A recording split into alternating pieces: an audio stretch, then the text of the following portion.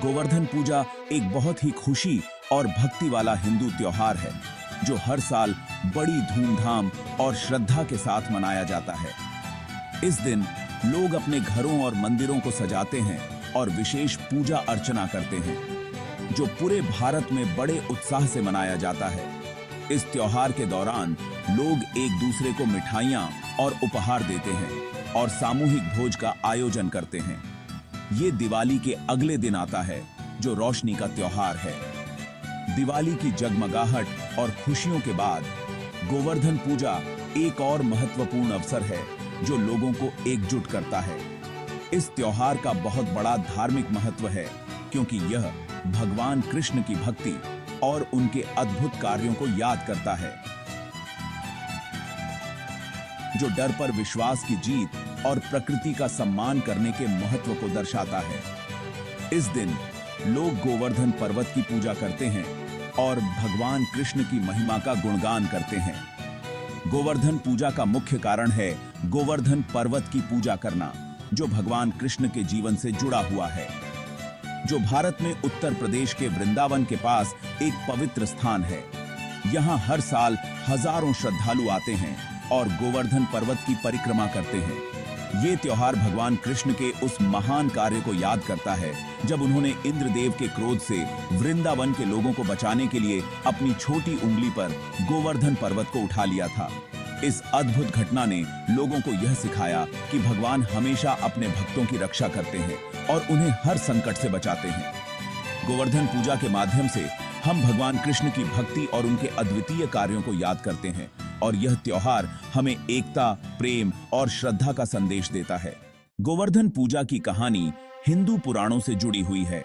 यह एक ऐसी कथा है जो हमें भगवान कृष्ण की महानता और उनके भक्तों के प्रति उनकी असीम करुणा को दर्शाती है। जैसा कि कथा में बताया गया है, इंद्र ने अपने अहंकार में चूर होकर वृंदावन के लोगों को सजा देने के लिए मूसलाधार बारिश शुरू कर दी।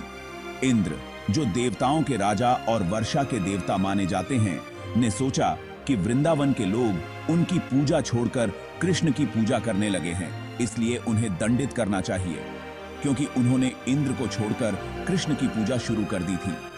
वृंदावन के लोग कृष्ण को अपना रक्षक मानते थे और उनकी भक्ति में लीन रहते थे। उन्होंने इंद्र की पूजा करना बंद कर दिया था, जिससे इंद्र का अहंकार आहत हुआ। अपने भक्तों के रक्षक कृष्ण ने तुरंत अपनी छोटी उंगली पर गोवर्धन पर्वत को उठा लिया। यह एक अद्भुत दृश्य था जब भगवान कृष्ण ने अपनी दिव्य शक्ति का प्रदर्शन किया और गोवर्धन पर्वत को एक छत्र की तरह उठा लिया, जिससे वृंदावन के सभी लोगों को आश्रय मिला। लोग और उनके जानवर उस पर्वत के नीचे सुरक्षित हो गए। कृष्ण ने अपने भक्तों को उस भयंकर तूफान से बचाने के लिए यह अद्भुत कार्य किया। 7 दिन और 7 रात तक कृष्ण ने उस विशाल पर्वत को अपनी उंगली पर धारण किए रखा। यह एक असाधारण घटना थी जब भगवान कृष्ण ने अपनी असीम शक्ति और धैर्य का परिचय दिया और लोगों और उनके जानवरों को उस मूसलाधार बारिश से बचाया। सफल प्रकार भगवान कृष्ण ने अपने भक्तों को न केवल प्राकृतिक आपदा से बचाया, बल्कि उन्हें यह भी सिखाया कि सच्ची भक्ति और विश्वास से किसी भी संकट का सामना किया जा सकता है। ताकत और करुणा के इस अद्वितीय कार्य ने कृष्ण की दिव्यता और अपने भक्तों के प्रति उनकी अटूट प्रतिबद्धता को रेखांकित किया। इसने प्रकृति पर उनकी शक्ति और ब्रह्मांड के पालनहार के रूप में उनकी भूमिका का प्रदर्शन किया। विशाल गोवर्धन पर्वत को सहजता से धारण किए हुए युवा कृष्ण की छवि हिंदू कला और पौराणिक कथाओं में प्रतिष्ठित हो गई है। यह उनकी दिव्य शक्ति और अपने भक्तों के प्रति उनकी अटूट भक्ति की एक शक्तिशाली याद दिलाता है। गोवर्धन पूजा सिर्फ कृष्ण की जीत का जश्न नहीं है, बल्कि यह प्रकृति के प्रति आभार व्यक्त करने का भी अवसर है। गोवर्धन पर्वत, जो प्रकृति की शेद्रोता का प्रतीक है, की पूजा आजीविका और सुरक्षा प्रदान करने के लिए की जाती है। यह त्योहार हमें प्रकृति पर हमारी निर्भरता और इसका सम्मान और संरक्षण करने की आवश्यकता की याद दिलाता है।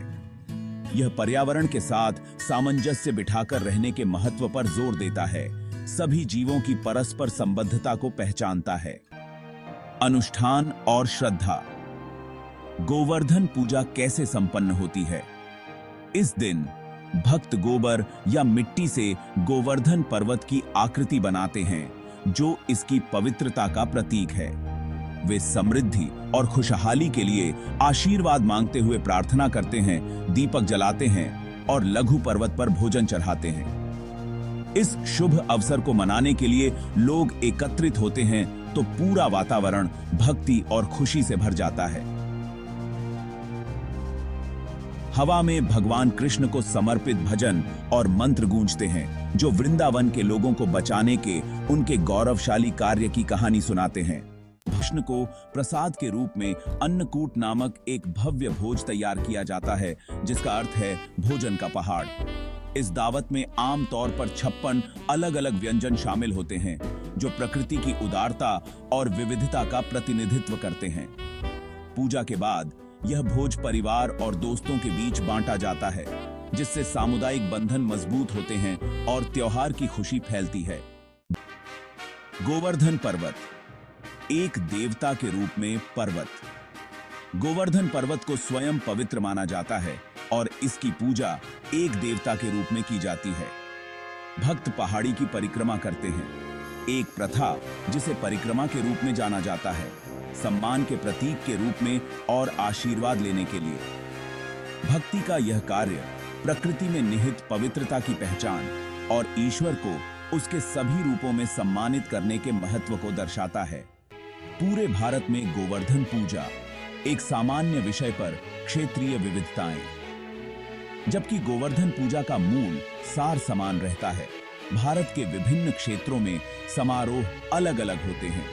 कुछ स्थानों पर गायों और बैलों को सजाया जाता है और उनकी पूजा की जाती है, जो हिंदू संस्कृति में उनके महत्व और भगवान कृष्ण के साथ उनके जुड़ाव को स्वीकार करते हैं। ये क्षेत्रीय विविधताएं त्योहार की समृद्धि और विविधता को बढ़ाती हैं, जो उनके मूलभूत मूल्यों को संरक्षित करते हुए हिंदू परंपराओं की अनुकूलन क्षमता को प्रदर्शित करती हैं। एक पारिस्थितिक संदेश। हिंदू परंपरा में प्रकृति के प्रति सम्मान। गोवर्धन पूजा एक गहरा पारिस्थितिक संदेश देती है। गोवर्धन पर्वत की पूजा मानवता और प्रकृति के बीच नाजुक संतुलन की याद दिलाती है। यह सतत जीवन के महत्व पर जोर देता है, आने वाली पीढ़ियों के लिए पर्यावरण का सम्मान और संरक्षण करने का आग्रह करता है। यह संदेश आज के समय में विशेष रूप से प्रासंगिक है, जहां पर्यावरण संबंधी चिंताएं सबसे आगे हैं। गोवर्धन पूजा हमें ग्रह की रक्षा करने और प्रकृति के साथ सामंजस्य बिठाकर रहने की हमारी जिम्मेदारी की याद दिलाती है। प्रासंगिकता। प्राचीन प्रथाओं में अर्थ खोजना। प्राचीन प्रथाओं में छिपे गहरे अर्थ और उनके आधुनिक युग में प्रासंगिकता को समझना एक महत्वपूर्ण कार्य है। यह हमें न केवल हमारे अतीत से जोड़ता है, बल्कि हमारे वर्तमान और भविष्य के लिए भी मार्गदर्शन प्रदान करता है। समकालीन दुनिया में गोवर्धन पूजा एक ऐसे त्योहार के रूप में प्रासंगिक बनी हुई है, जो विश्वास, कृतज्ञता और पर्यावरणीय चेतना का जश्न मनाती है। यह त्योहार हमें प्रकृति के साथ हमारे संबंधों की याद दिलाता है और हमें सिखाता है कि हमें अपने पर्यावरण की देखभाल कैसे करनी चाहिए। गोवर्धन पूजा के दौरान लोग गोवर्धन पर्वत की पूजा करते हैं, जो भगवान कृष्ण द्वारा अपने भक्तों की रक्षा के प्रतीक के रूप में उठाया गया था। यह हमें सिखाता है कि हमें अपने पर्यावरण की रक्षा करनी चाहिए और इसके प्रति कृतज्ञता व्यक्त करनी चाहिए। यह आध्यात्मिक चिंतन के लिए जगह प्रदान करती है और हमें अपनी सांस्कृतिक विरासत को संरक्षित करने के महत्व की याद दिलाती है। त्योहारों के दौरान लोग ध्यान और प्रार्थना में संलग्न होते हैं, जो उन्हें आंतरिक शांति और संतुलन प्राप्त करने में मदद करता है। यह हमें हमारे जीवन के गहरे अर्थ और उद्देश्य की खोज करने के लिए प्रेरित करता है। जलवायु परिवर्तन और पारिस्थितिक क्षरण से जूझ रहे युग में त्योहार का पर्यावरणीय नेतृत्व का संदेश गहराई से गूंजता है।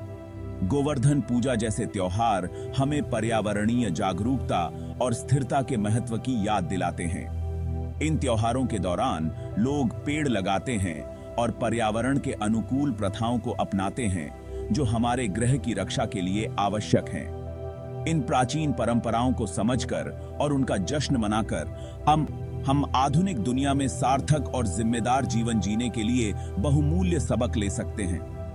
यह हमें हमारे पूर्वजों की बुद्धिमत्ता और उनके जीवन के तरीकों से सीखने का अवसर प्रदान करता है।